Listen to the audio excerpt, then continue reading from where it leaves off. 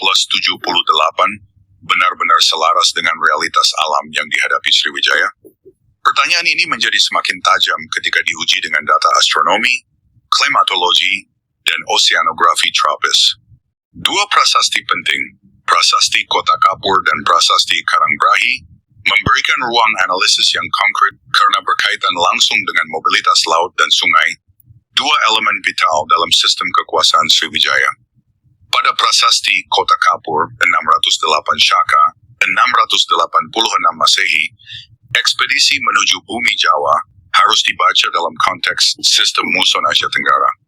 Data klimatologi menunjukkan bahwa pola muson telah relatif stabil sejak periode Holosen akhir.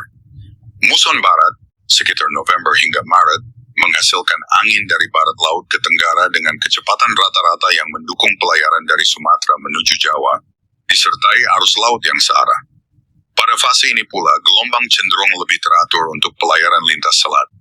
Sebaliknya, muson timur sekitar Mei hingga September menghadirkan angin berlawanan arah dari tenggara ke barat laut, sehingga kapal harus melawan angin dan arus sekaligus, kondisi yang secara logistik tidak efisien untuk ekspedisi militer besar.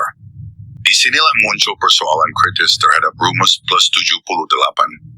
Konversi tersebut hanya menghasilkan angka tahun tanpa memberikan resolusi bulan atau musim. Akibatnya, ekspedisi Sriwijaya berpotensi ditempatkan pada waktu yang secara klimatologis tidak rasional. Armada Sriwijaya yang kemungkinan terdiri dari kapal-kapal besar, berbasis layar dan sangat bergantung pada angin, tidak mungkin bergerak secara optimal tanpa mempertimbangkan arah muson. Jika konversi plus 78 secara implisit menempatkan ekspedisi pada periode muson timur, maka terjadi inkonsistensi. Narasi ekspansi besar bertentangan dengan kondisi alam yang justru menghambat mobilitas. Kesimpulannya, rumus plus 78 gagal menangkap dimensi operasional armada Sriwijaya yang sangat bergantung pada sistem angin. Oleh karena itu, kronologi maritim harus memasukkan variabel muson sebagai faktor penentu. Aspek astronomi juga memperkuat analisis ini. Navigasi tradisional tidak hanya bergantung pada angin, tetapi juga pada posisi bintang dan fase bulan. Pada periode muson barat, meskipun curah hujan tinggi, terdapat jendela langit cerah yang cukup untuk observasi bintang tertentu di lintang ekuator. Selain itu, fase bulan terang, sekitar purnama, memberikan pencahayaan alami bagi pelayaran malam. Jika ekspedisi dilakukan pada kombinasi ini, muson barat dan fase bulan terang, maka kondisi navigasi berada dalam keadaan optimal. Namun sekali lagi, konversi plus 78 tidak memberikan informasi tersebut. Ia mengabaikan variabel astronomi yang justru krusial dalam praktik navigasi kuno. Kesimpulannya, inkonsistensi bukan hanya pada aspek angin, tetapi juga pada hilangnya dimensi kosmologis dalam pembacaan waktu. Oleh karena itu, integrasi arkeoastronomi menjadi keharusan dalam studi kronologi maritim. Sementara itu, Prasasti Karangbrahi memperlihatkan dimensi hidrologi yang tak kalah menentukan.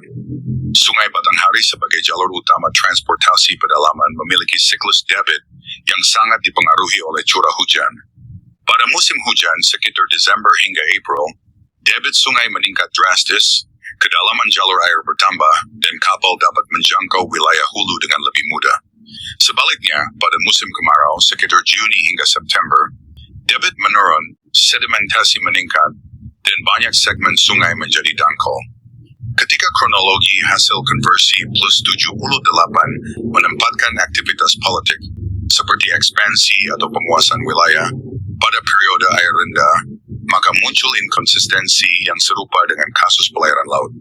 Mobilisasi pasukan melalui sungai dalam kondisi debit rendah akan sangat terbatas, bahkan berisiko gagal. Hal ini menunjukkan bahwa kekuatan Sriwijaya di pedalaman tidak hanya bergantung pada struktur politik, tetapi juga pada ritme air yang menentukan aksesibilitas wilayah. Kesimpulannya, rumus plus 78 tidak mampu menjelaskan dinamika hidrologi yang menjadi fondasi logistik kekuasaan. Oleh karena itu, setiap rekonstruksi kronologi harus mempertimbangkan siklus hujan dan debit sungai sebagai variabel utama. Jika kedua prasasti ini dibaca secara terpadu, terlihat pola yang konsisten.